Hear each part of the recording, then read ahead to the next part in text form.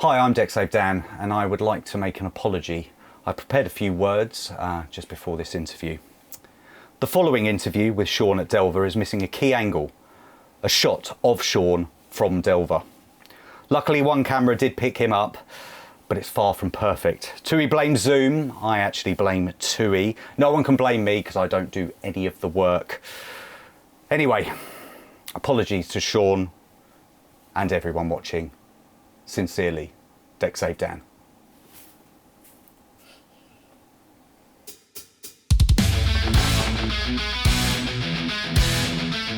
Shawn, hello. How you doing? Howdy.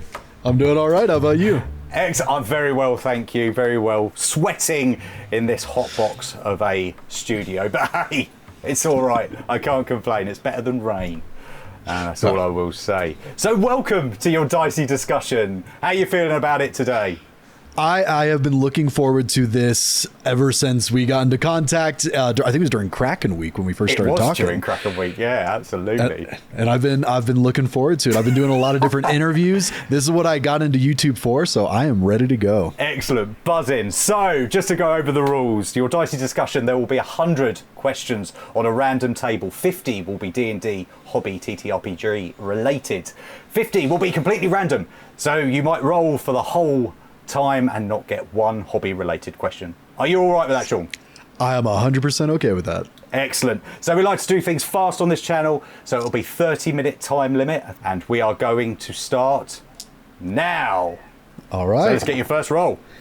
That is a 53. 53. Number 53. Have you ever played solo before, and what was it like? Ooh, okay, so I've never played solo. I have DM'd solo very briefly. And actually, something I like to do, like if somebody has no idea what D&D is, and actually Deborah Ann Wolf has been going viral recently for doing this. If I'm with someone and I'm like, they're like, well, what's D&D? I'm like, well, let me describe it to you. And I'm like, you're in a room, a bear breaks in the door. What do you do? And like, we go through it like that. It's always been more of an introductory thing. I've never done it in like a continuing sense, unless it's like I'm just trying to get one person if they're having like a side adventure or something like that. Yeah, amazing. So completely improv, off the cuff. Let's go. Yeah, 100%. That's the kind of D&D I really vibe with. Yes, me and you both. Me and you both. Excellent. Cool. Let's get another roll in. Let's do it. Yep. That is going to be a 33. 33, keeping me on the same page. I enjoy that. I like just not having to flip through, but you know, I'm sure that will stop very soon. So number 33, who understands your love of D&D the best? So who understands it the best? In my life? That is probably my very good friend Ridley. I got into D&D a long time ago, but I only started getting really into it in the last few, like 5 or 6 years. And they got into it, and we both came from like a role-playing background. And getting into it together, they immediately started running their own campaign. And immediately right off the bat, they were better than I had ever been when I started. And they just crushed my spirit. But I was like, I'm so happy for you. We have a lot of disagreements on like really what goes into it, but when it comes down to it, it's friends, story, fun combat, awesome world. And those are the key pillars that really bolster both of our games. And they definitely understand that better than pretty much anyone I've ever talked to outside of maybe my partner, Caitlin. Right. Excellent. Right. Let's get another roll in. Let's do it. All right. That is going to be an 84. Sorry for the page 84. turn. Oh, now you're making me work, aren't you? So, have you played bingo before, Shawn? I've played bingo before, yeah. I think you. So, this is the time of the interview where I break out the bingo calls. Oh, God. Okay. So, number 84. It's not a very good start. It's one of the 7 dozen. These come up a lot. I'm not a big fan. In fact, I'm starting to detest them. But number 84, 6 dozen. What's the worst animal to be eaten by? Ooh, the worst animal to be eaten by. Goodness gracious. You know what? I'm gonna just throw it out there. Blue whale. Okay. Because there's nothing about it that works for eating you. You are fighting the entire time just an uphill battle. Okay. There's I don't even know if they can digest large creatures like that. That makes it even worse. That's what I mean. You're like in the throes. You have no control over what's going on. At least with like a tiger, it hurts and then it's over. A blue whale, you're in there. So are you saying it's not like Pinocchio? I don't think so. Oh, I sure hope. Well, I'm not a puppet, so I wouldn't know. that goes down. And on that, we'll get another roll in. Let's do it. That's going to be a 90. A 90. Okay. Top of the shop, 90. Not this time, though, because we've got extra ones after that. Have you ever shoplifted? So have you ever nicked anything from a shop? I genuinely don't believe I have. I've thought about this before. I've racked my brain. The most I think that's ever happened is like I accidentally like don't check something out when I was like in high school. But I would go back to the store and I'd be like, hey, I didn't buy this. And I'd buy it right then. Like, I don't want them to come. I don't know what cameras they got. Don't send me to prison, please. Yeah, I don't think I've ever intentionally stolen something. Okay. I mean, no. You didn't admit anything on camera on the internet for the world to see, so you're all good. Cool, let's do it. Let's get another roll in. 87, pretty close. 87, same page, excellent. 87, Torquay in Devon. If a player chooses a player voice that really grates on you, do you say something? Oh, no, actually, I don't say a thing. I encourage it, because one of the great things I love about D&D, so my field of research is communication studies. And one of the great things we have is basically the ability to reduce uncertainty. It's the uncertainty reduction theory. And one of the things you can do to reduce uncertainty, or to basically give a valency, which is basically a positive or negative value to something you do, you can really just do a stupid, silly voice. And I always start my campaigns with the most outlandish, terrible accent I can think of, because the more the spotlight is on somebody that is doing something silly and just out over the top, the more comfortable the rest of the table is to try out their thing. Because all they think is, I'm not going to be that bad. I can't go that badly. And so what ends up happening is you get more people engaging with the role play. Even if it is an irritating, grating voice, all of your players are going to get so excited to really get into it more than anything you could do as a dungeon master, especially if it's coming from a player, because an annoying, grating voice shows an insane amount of buy-in that everyone else is going to react to. That is, I'm just saying it, that's the right answer. I think there's a right and wrong here. Yeah, I've got it. I've said it. Comment below if you want it. But yes, there's a right and wrong answer, and that is it. Absolutely. My players will tell you about my stupid Scottish accent, which isn't quite Scottish. Right, let's get another roll in. Let's do it. That's going to be a 97. 97. So we've got some new bingo calls from Carelessness. I'm going to put it on the screen. I'm going to get Tui to put it on the screen. TV, one of our commenters, kindly did 91 to 100 in bingo calls, which don't exist. So came up with some new ones, which was good. I think they are from Australia. So what was the number again? Sorry, 97. 97. Keys to Heaven 97.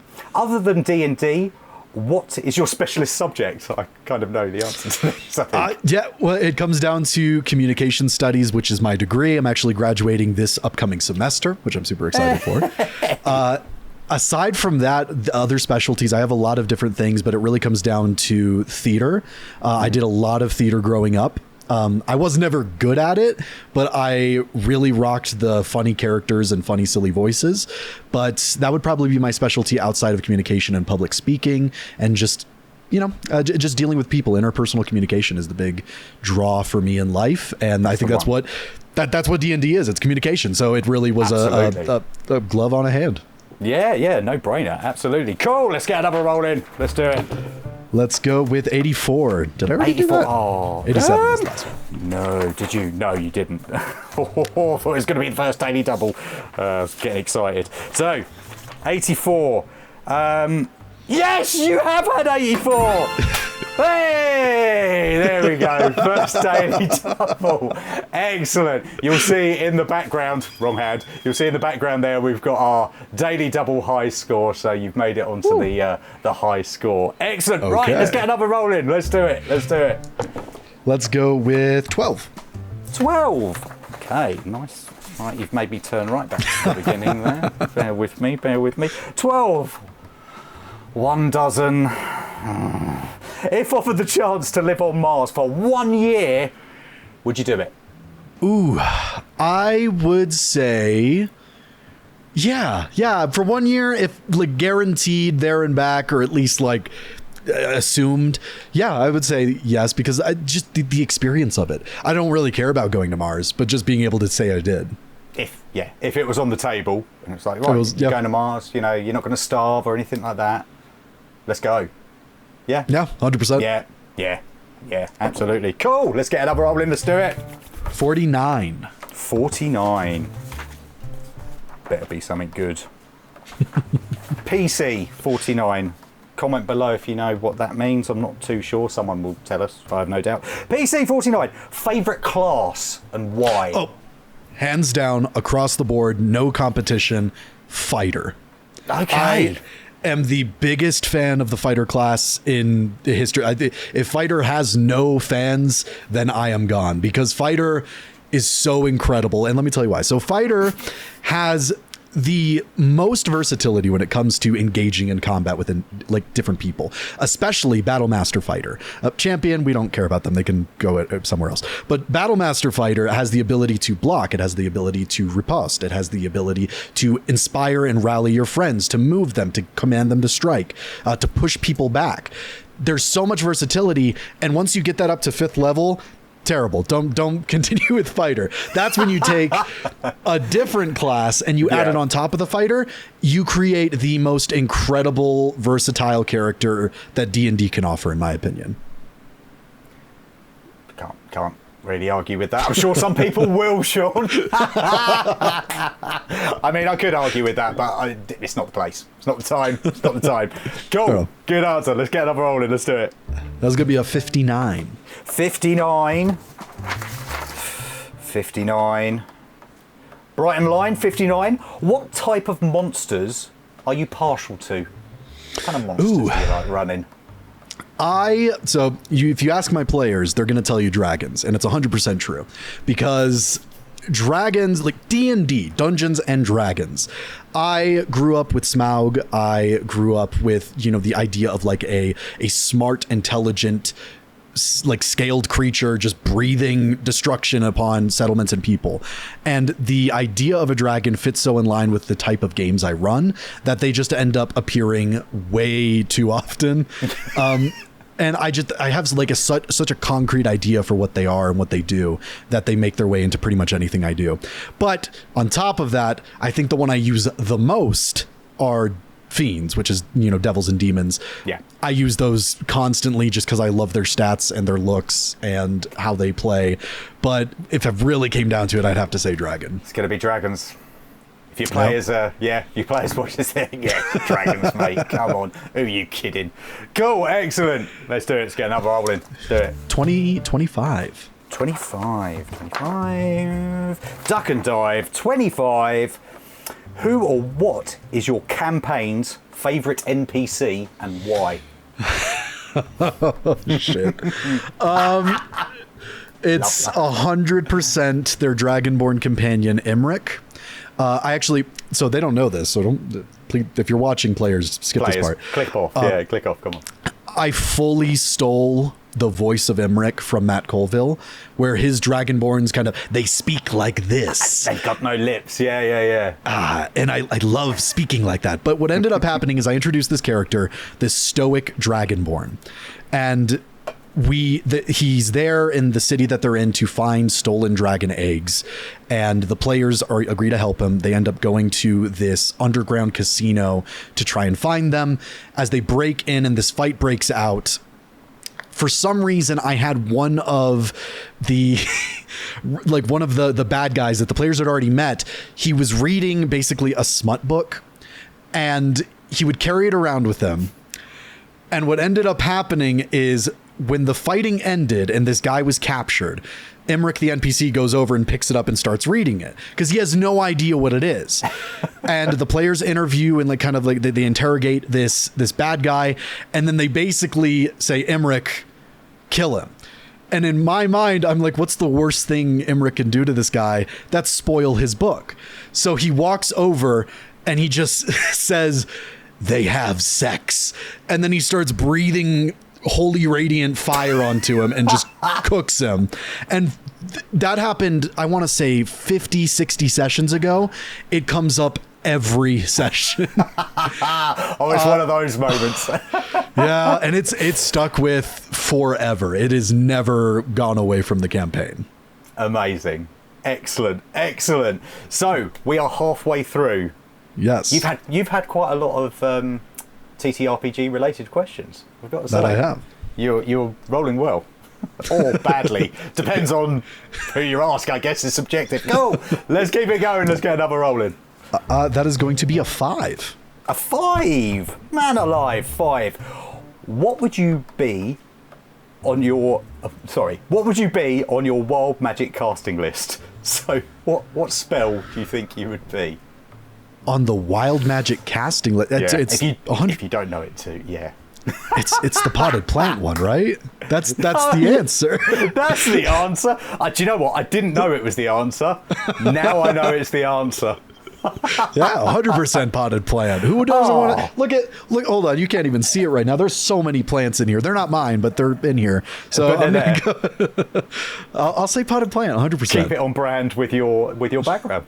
100%. Yep, I love that. I love that. Excellent. Let's go. Let's get another rolling. That is going to be 74. 74. 74. Hit the floor. 74. What is your worst personality trait? Oh, competitiveness, without a shadow of a doubt. It is also my best. That might be a little egotistical. It is my best personality trait because when I play board games, and when I get so overly competitive, I don't get mean, but I do get like I love social deduction games. I bulldoze my way through those, and one of my favorite memories is my cousin's fiance at the time was there, and I was visiting out of town, and they were like, hey, let's play werewolf, and it clicked in my brain. I was like, what's werewolf? I've never played that before. I went the entire game pretending I had never played before, and then at the end they were like, oh no, he doesn't even know what he's doing, it can't be him. So they vote the last person out, and I unveil my card, and they all look at me. I'm like, I play werewolf almost every week at my friend's house. Something clicked in my brain. I'm like, I know exactly how to win this thing, and I just went for it. It's 100% competitiveness. Shawn, if we ever meet in person, I'm never playing a board game with you. Oh, I fully understand that. Well, I'm glad you understand. Good. I'm glad we're on the same page there. Cool, excellent. Let's get another rolling. Let's do it. 88. 88. Two fat ladies, 88. It's a good old British one there. What's something universally popular that you just don't like? Oh, no. It's Baldur's Gate 3. Oh. I know. Comment below. I have tried so many times to get into it, but the truth of the matter is I have the gaming ability of an IGN reviewer, right, and I am just terrible at it. And I love the story, I love the role-playing aspects, but when I get into combat, even with like 3 goblins, it's at least 4 tries, and it just goes downhill so quickly. I've got to be honest and confess. I haven't played Baldur's Gate 3 yet. I haven't even played it, so... I'm sure you'd love it. Most people do. Maybe. It's just me. Just you. Yeah, you are the first person I've heard don't really like it. But hey, you know, each to their own. Each to their own. Cool, let's get it. Let's get another roll. Let's do it. Easy, 87. Right below. 87.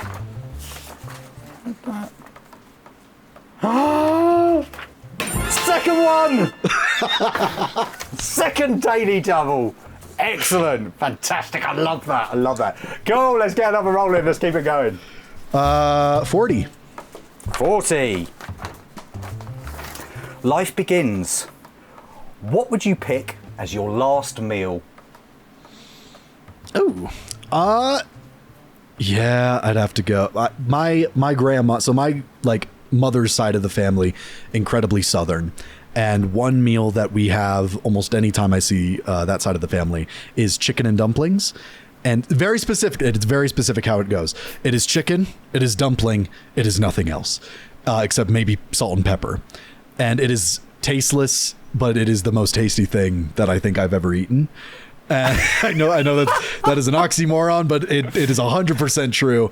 I fully love chicken and dumplings, and with just the cheapest dough you can find, it's so good. It's so unbelievably good.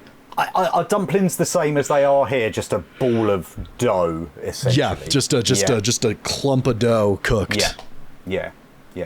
We tend to have it in just a big sauce thing. Chicken and dumplings would be very different over here. It is just like a casserole type thing. But yeah, okay. There you go. That'll be your last meal. I know what to get you if you're ever on death row. That's a bit morbid. Right, next roll. 74. 74. Third daily double. Oh, look at that. Let's get another roll in. Let's do it. 70. Also, did somebody get 8? Is that Taylor Tavern Tales? Yeah, she got 8. Oh my god. It was madness. That's that's the interview. That's the whole thing. It was mad. It was mad. We were just going on one. It was brilliant. Loved it. Should have done a shot every time. We would have been wasted. Anyway, right. So, number 70. 70. Are you superstitious? No. I am incredibly... the term that I've always heard is... What is it? Secular humanism. Basically, I believe in morality derived from people and actions rather than some greater being. Mm-hmm. But when I was raised Methodist. My father was Catholic, but I just never really connected with any of it. And when it comes to any kind of other spirituality, I don't fully deny the existence of it. I just don't agree with it. And therefore, I don't subscribe to any belief. Excellent. Yep. So let's hope we don't get any angry comments there. Cool, let's get another roll. Let's do it. What have we got? There's going to be a 79. 79. One more time. When did you first play D&D or a TTRPG? And how did you get into it? The original time that I played was I was in high school in my theater department, and this guy that I was kind of friends with came over and he was like, hey, do you want to play a modified version of Dungeons and Dragons? Because I had mentioned that I wanted to play. And I was like, yeah, sure. And I would go over to his place. It was definitely not common D&D, or I guess it might be more common than what I think, but it's not common to what I do now. And it was very goofy, very pretzels and beer, off the cuff. And it was very fun. I very much enjoy that experience. I look back to it pretty often. And yeah, I really, really enjoyed that experience kind of going through that. I think when it really started to click, though, is when I started running myself just before coming up to university.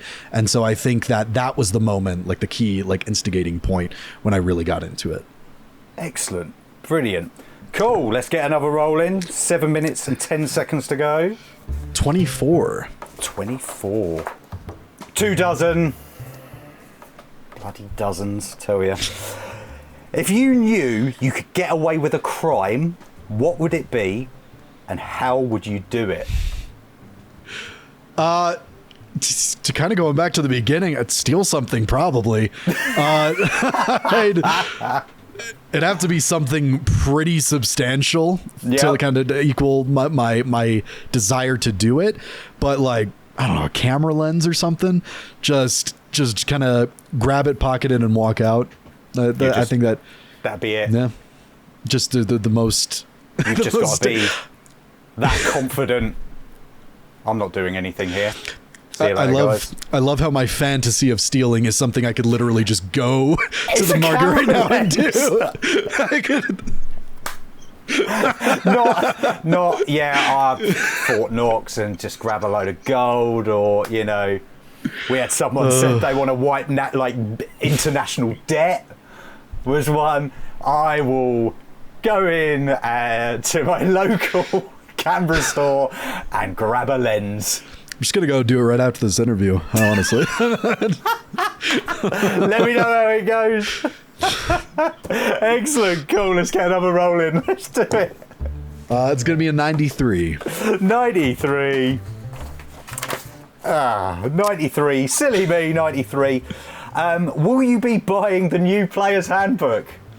Oh, yeah, 100%. I already am planning the next campaign that we are running it in, and I am the kind of person that as soon as they announced it was coming out, I was 100% on board. Not for, and I know a lot of people have reservations with Wizards of the Coast, which are incredibly founded, understandable to every degree. But for me, I am just so excited by the prospect of moving on and progressing with the hobby. And that entails getting this new version of the player's handbook. I'm excited for a lot of it. I'm not excited for some of it. So it kind of comes down to, honestly, the biggest part for me is that a player doesn't need 17 books to run their character now. They just need the one. And that's the biggest plus for me. It's a good plus. Very good plus. I hate reading. So, right, let's get another roll in. Let's do it. 49. I think I've done 49. 49. Ah!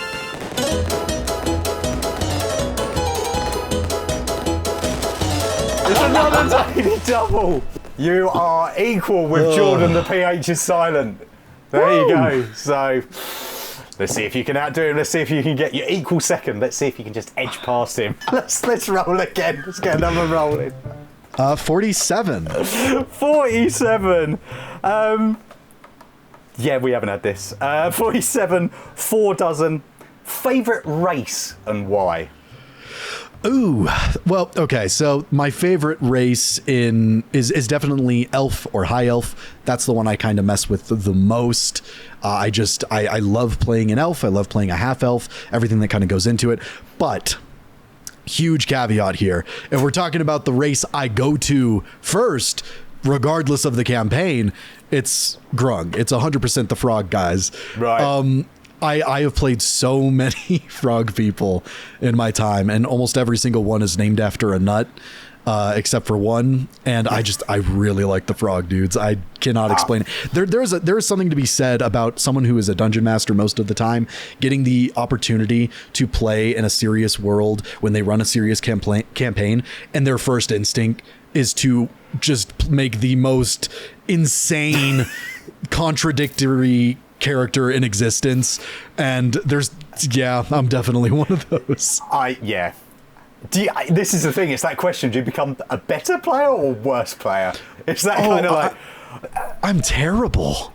I'm the worst when I play. I lovingly I am the most serious, just forward DM, but when I become a player, I am cracking jokes all the time. Yeah. I am playing the witty, just off the cuff kind of character. I'm not witty myself, I don't think, so it doesn't really translate, but I definitely try to do it. I'm definitely brilliant. The worst. Definitely the worst. Brilliant. So we've got 2 minutes and 20 seconds left. Let's go. Let's go. That is 5 again. 5? Is 5 a daily double? 5 is... It's another one! It's another daily double!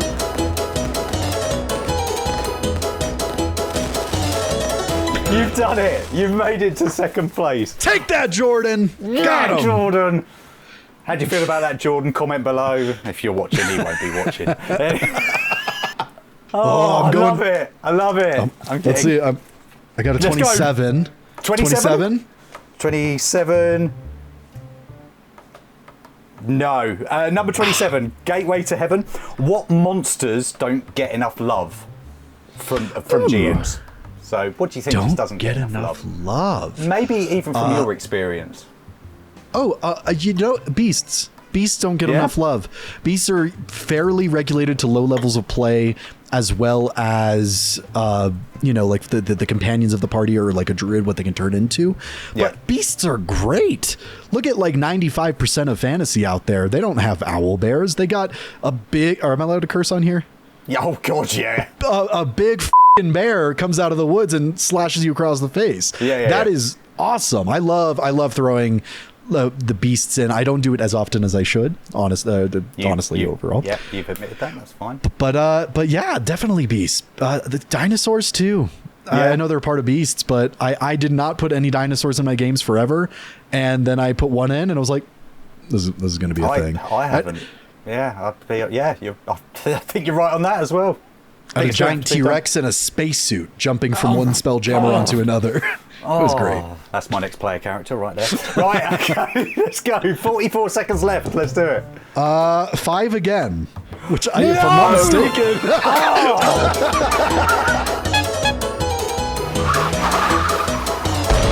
Look at that. Yes. I'm gonna run out of confetti there. Let's do it. Let's get on rolling. 35. I don't think I've done 35. 35. Have you done 35? No, I don't think you have. So jump and jive 35.